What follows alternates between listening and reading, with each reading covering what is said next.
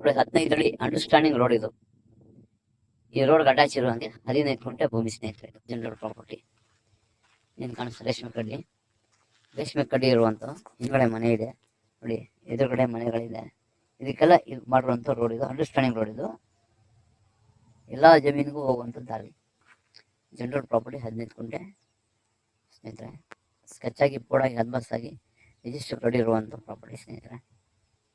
Bore ಇಲ್ಲ, ಇದಕ್ಕೆ bore ಹಾಕ್ಸ್ಕೋಬೇಕು.